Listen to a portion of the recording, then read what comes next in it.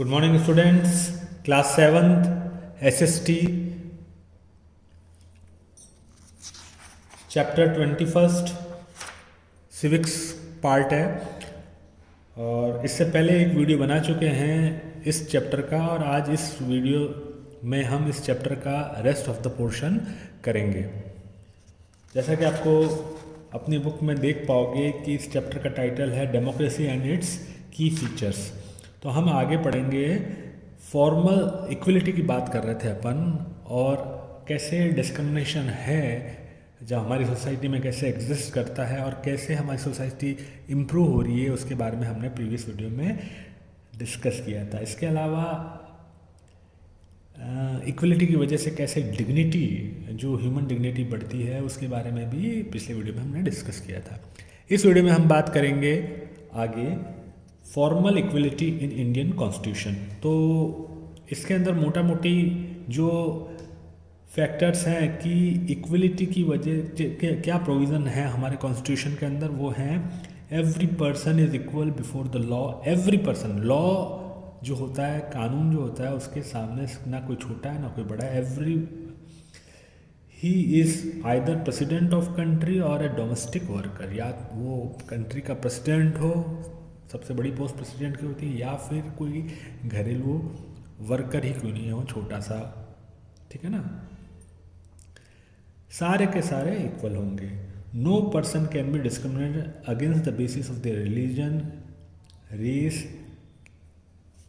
Cast, place of birth और whether they are male और female. तो डिस्क्रिमिनेशन नहीं होगा, चाहे वो किसी भी रिलीजन का हो, कोई भी रेस हो, कोई भी कास्ट हो, कहीं पे भी इंडिया के अंदर उसका बर्थ हुआ है, या फिर वो मेल है या फिर फीमेल है, उसका किसी तरह से भी डिस्क्रिमिनेशन नहीं होगा। और इवन ट्रांसजेंडर ही क्यों ना हो, उनका भी कोई भी डिस्क्रिमिनेशन नहीं होगा। मतलब डेवलप्ड सोसाइटी का ये जो इंडियन कॉन्स्टिट्यूशन का ये इक्वलिटी का फीचर है। Every person has access to all public places. देखिए, जितने भी पब्लिक प्लेसेस हैं, चाहे वो पार्क है या फिर प्लेग्राउंड है, शॉप्स है, मार्केट है, पब्लिक प्लेसेस हैं जो सबके लिए है, गवर्नमेंट ने बनाई है, तो उसमें हर कोई एक्सेस कर सकता है, जा सकता है। रोड है, हर कोई चल सकता है। इसके अलावा अनटचेबिलिटी हैज़ बीन एबोलिश्ड। जो अनटचेबिलिटी है, जिसको हिंदी में एक बहुत प्रॉपर वर्ड है इसके लिए, छुआछूत, वो एबोलिश कर दी है। कोई भी उसको प्रैक्टिस नहीं करेगा। अब इसके प्रोविज़न हैं हर एक का हमारे जो कॉन्स्टिट्यूशन में आर्टिकल्स में कि भाई 15, 16, इसके अंदर हर एक को बहुत डीपली प्रॉपरली एक्सप्लेन किया है, ताकि कोई भी फ्यूचर में भी वो जो है उसकी वैलिडिटी रहे टाइम के साथ में। इस तरीके से उसकी लैंग्वेज को इतने साल पहले लिखा गया था। कब लिखा गया था?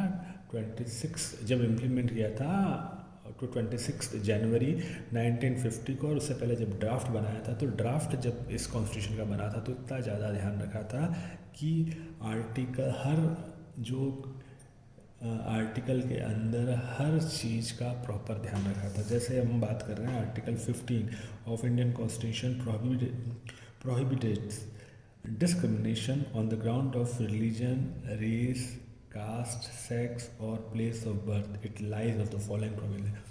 अब देखिए, आर्टिकल 15 के अंदर जैसे हमने ऊपर वाली बात की कि इक्वलिटी होगी, इनइक्वलिटी को नहीं, डिस्क्रिमिनेशन नहीं चलेगी, चाहे किसी भी कास्ट का हो, रेस का हो, सेक्स का हो, सेक्स मतलब मेल हो या फीमेल हो, और बर्थ का प्लेस कोई भी हो। अब इसके अंदर बहुत डीपली और इजीली एक्सप्लेन किया है कि भाई state shall not discriminate against the citizen of the ground of caste. ये तो जैसे आपने बताया, नो सिटीजन जो है ground religion subject to be disabled, liable to restriction against with regard to, और ये पहले जैसे बताया कि होटल हो, चाहे पब्लिक प्लेसेस हो, कहीं इंटरटेनमेंट हो, कहीं पे भी जाने से नहीं रोका जा सकता। शॉपिंग मॉल हो, बाथिंग घाट हो, रिवर का किनारा हो, समुद्र किनारा हो, या स्टेट फंड जो रिलीज़ कर रहे हैं deliberately using the general public, उसके जो भी जब करते हैं तो सबको बेनिफिट देने के लिए होगा, किसी के लिए अलग से नहीं होगा। 16 क्या कहता है? आर्टिकल 16 कह रहा है provide equality of opportunity in the matter related to public employment. हाँ साहब, एम्प्लॉयमेंट जो है वो सबके लिए एक जैसा होगा। कोई अगर appointment to any office under the state, ऐसा नहीं है कि भैया कोई गवर्नमेंट ऑफिस है तो वहाँ पे नॉर्थ के लोग अप्लाई कर सकते हैं लेकिन साउथ के लोग अप्लाई नहीं कर सकते। ये मैंने आपको प्रीवियस वीडियो में बता चुका हूँ मैं। आर्टिकल 17 क्या कह रहा है कि अनटचेबिलिटी जो है वो एबोलिश कर दी है, इसके खिलाफ कानून बना हुआ है। 1995 के अंदर डिसेबिलिटी एक्ट लाया गया। इसके हिसाब से क्या है, डिसेबिलिटी एक्ट के हिसाब से कि इवन डिसेबल जो होते हैं उनको भी फुल पार्टिसिपेशन लेने का जो है वो हक है, वो किसी भी ऑफिस को ऑक्यूपाई कर सकते हैं। और हमारे यहाँ पे बहुत सारे एग्जाम्पलरी एग्जांपल्स हैं जहाँ पे बहुत सारे डिसेबल्स हैं जिन्होंने आईएएस में क्रैक किया है। इनफैक्ट माउंटेन क्लाइंबिंग में माउंट एवरेस्ट में भी चढ़ी हैं। तो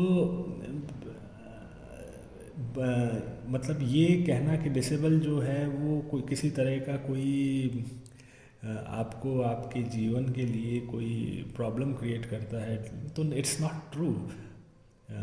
It is all about motivation, inspiration that a person wants to do.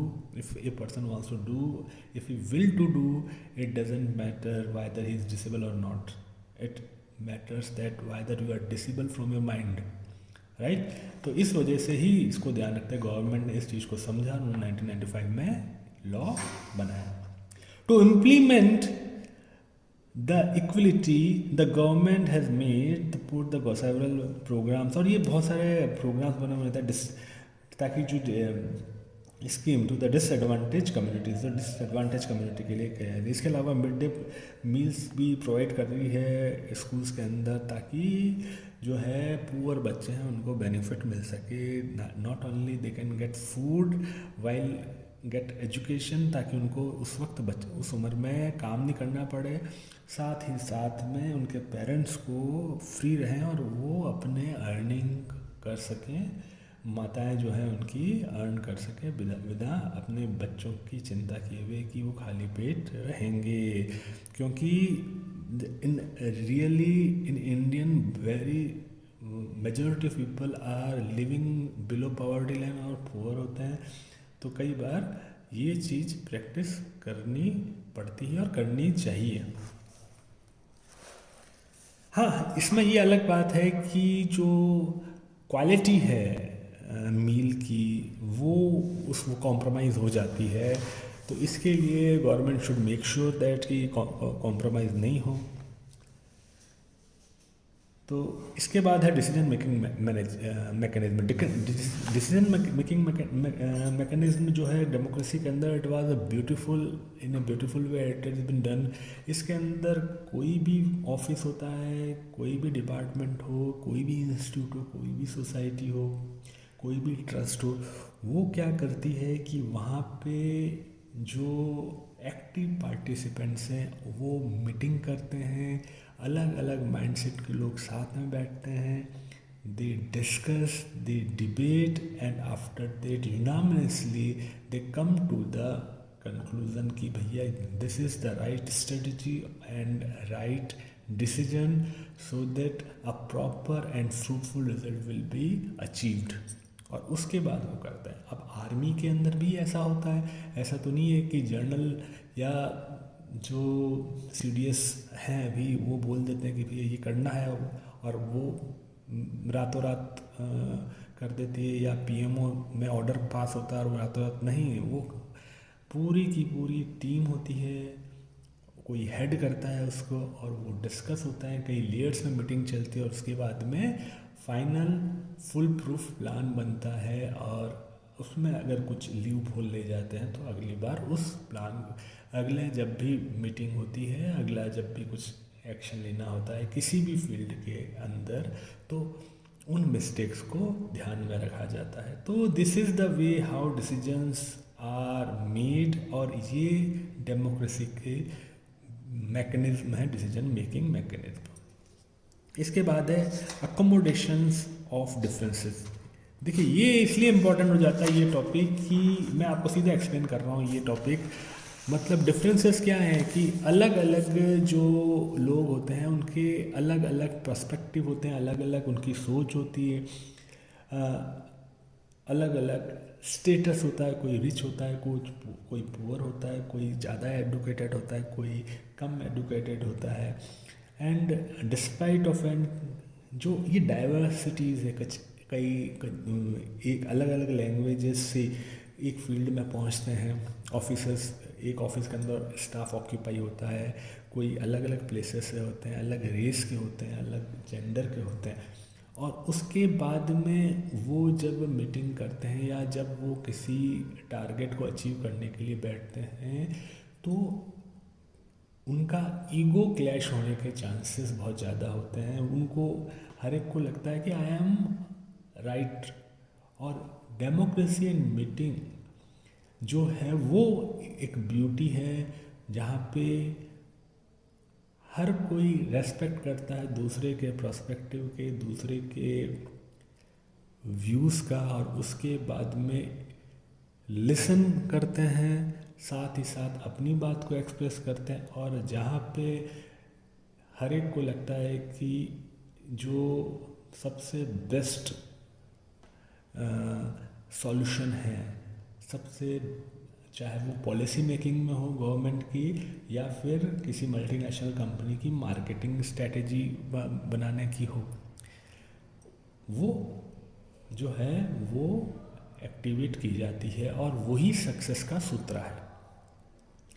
Accommodation of differences. अगर अकोमोडेशन ऑफ डिफरेंसेस जो है नहीं होगा तो क्या होगा, जो सबसे हायर पोस्ट पे होगा वो हमेशा अपनी बात को ही जो है लागू करेगा, और जिसका रिज़ल्ट क्या होगा कि सक्सेस का रेट कम हो जाएगा और फेलियर का रेट ज़्यादा हो जाएगा, एरर ज़्यादा होगी, मिस्टेक्स ज़्यादा होंगी। अब issue of equality in other democracy. देखिए इंडिया के बारे में कहा जाता है कि इंडिया इलिटरेट है, इंडिया अंडर डेवलप है, इंडिया में इनइक्वलिटी है, सारी कमियां इंडिया में मानी जाती है, लेकिन ये बिल्कुल भी सच नहीं है। India is developing in a very speedy way. India के अंदर हम पैदा हुए तो it is, we are very fortunate and we must proud. क्यों? उसके बहुत सारे रीज़न है। पहली बात तो ये है कि जैसे कि हम अपने परिवार में जब पैदा होते हैं, बर्थ लेते हैं, तो हमको प्राउड होता है कि नहीं होता है अपने माँ बाप के ऊपर।